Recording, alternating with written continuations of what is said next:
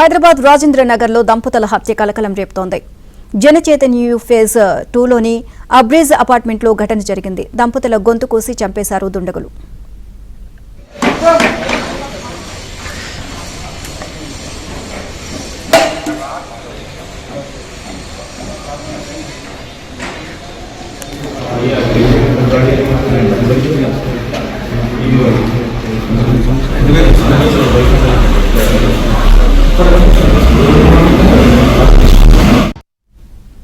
మరింత సమాచారం మా ప్రతినిధి మణికంఠ అందిస్తారు.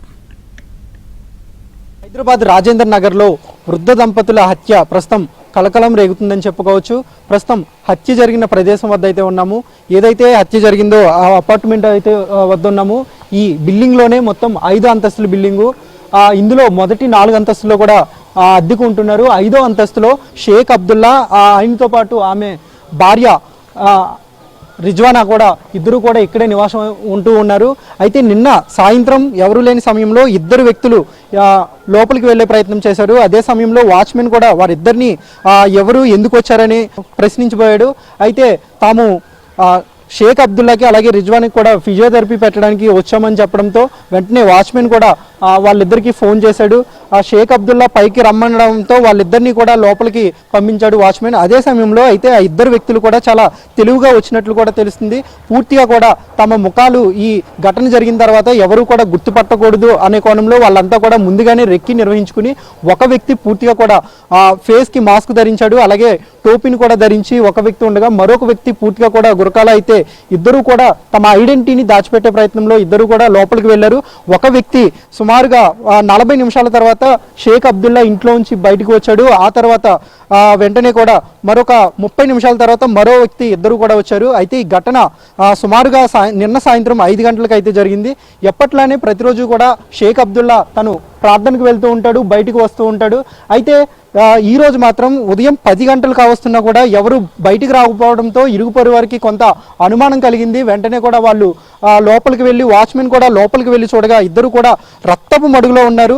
వెంటనే స్థానిక పోలీసులకు కూడా సమాచారం అందించగానే పోలీసులు కూడా వచ్చి లోపలికి వెళ్ళి చూడగా ఇద్దరు కూడా తీవ్రంగా గాయపడి అక్కడికక్కడే మృతి చెందారు. అయితే ఈ ఘటన వెనుక ఏంటనే కోణంలో కూడా పోలీసులు పూర్తిగా దర్యాప్తు చేపట్టారు. ఇప్పటికే పలు క్లూస్ టీమ్స్ని కూడా రప్పించి కీలకమైన ఆధారాలను కూడా పూర్తిగా కూడా పోలీసులు స్వాధీనం చేసుకున్నారు. దీంతో పాటు చుట్టుపక్కల ఉన్న సీసీటీవీ ఫుటేజ్లను కూడా పోలీసులు పూర్తిగా అయితే పరిశీలిస్తూ ఉన్నారు.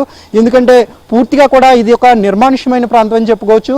కొద్ది రోజుల క్రితమే అంటే సుమారుగా 40 రోజుల క్రితమే ఇక్కడికి షేక్ అబ్దుల్లా అలాగే రిజ్వానా కూడా తమ సొంత బిల్డింగ్లోకి వచ్చి 40 రోజుల క్రితమే ఈ ఇంట్లో నివాసం ఉంటూ ఉన్నారు.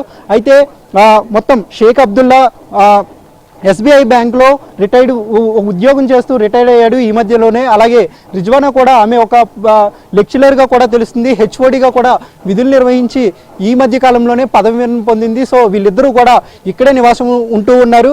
అయితే వీళ్ళిద్దరికీ కూడా 4 పిల్లలు ఉన్నారు. 2 అమెరికాలో ఉండగా మరొక 2 లండన్లో అయితే ఉన్నారు. అక్కడ వాళ్ళు ఉద్యోగాలు చేసుకుంటూ కూడా ఉన్నారు.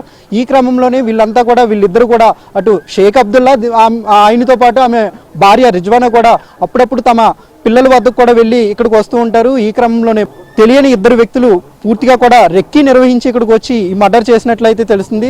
పోలీసులు కూడా కేసు నమోదు చేసి పూర్తిగా దర్యాప్తు చేపట్టారు. కెమెరామెన్ తేజతో మణికంఠ, ABN ఆంధ్రజ్యోతి, హైదరాబాద్.